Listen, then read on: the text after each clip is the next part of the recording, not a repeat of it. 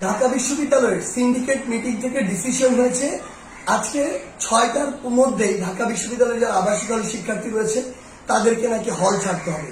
এখন আপনাদের এই বিষয়ে একটি জিনিস মনে রাখতে হবে যে এই যে ঢাকা বিশ্ববিদ্যালয়ে এখন হাজার হাজার শিক্ষার্থী হলে রয়েছে, আপনি বললেন 6টার মধ্যে সবাইকে হল ছাড়তে হবে, এই শিক্ষার্থীরা কোথায় যাবে?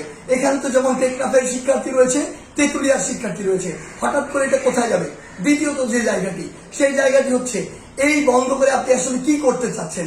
আপনি যে কাজটি করতে যাচ্ছেন সেটি হচ্ছে আপনি এই কোটা সংস্কারের যে যৌক্তিক আন্দোলন সেটিকে নষ্ট করতে যাচ্ছেন। আপনি পুরো জাতির কাছে একজন জাতীয় কালপ্রিট হতে যাচ্ছেন।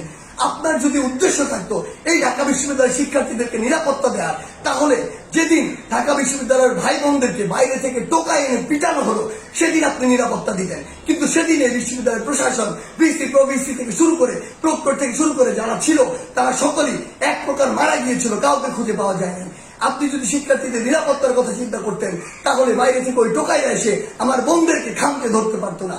আপনার উদ্দেশ্য হচ্ছে এই শিক্ষার্থীদেরকে হল থেকে সরিয়ে আপনি এই যৌক্তিক একটি আন্দোলনকে স্থগিত করে দিতে চান। আমরা শিক্ষার্থীদের জায়গা থেকে, আমি এই অমর একুশ হল থেকে আপনাদেরকে স্পষ্ট করে বলে দিতে চাই, অমর একুশ হলের সকল আবাসিক শিক্ষার্থী একসাথে এই সিদ্ধান্ত নিয়েছে তারা অমর একুশ হল ছাড়বে না। যদি তাদেরকে অমর একুশ হল ছাড়তে হয় তার আগে ঢাকা বিশ্ববিদ্যালয়ে ভিসি স্যার থেকে শুরু করে প্রভিসি, প্রক্টর থেকে শুরু করে ট্রেজারার থেকে শুরু করে ঢাকা বিশ্ববিদ্যালয়ের সকল শিক্ষক, সকল কর্মকর্তা, সকল কর্মচারীকে তাদের আবাসিক ভবনগুলো ছাড়তে হবে।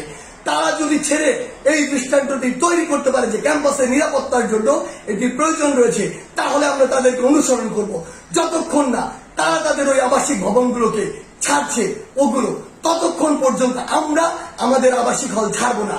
হয় আমাদের লাশ 21 হল থেকে বের হবে, না হয় আমরা 21 হলে থাকবো। দুইটা একটা হবে। বাকি যারা হল রয়েছেন এখন সিদ্ধান্তগুলো আপনার। এই কোটা সংস্কারের যৌক্তিক আন্দোলন আপনি সফল করবেন কিনা, নাকি ভীরু কাপুরুষের মতো ওই কালপ্রিটদের কথা মতো চলে ওই যে আপনার যে হলে থাকা এই হল ছেড়ে আপনি চলে যাবেন? সিদ্ধান্ত এখন আপনার নিতে হবে।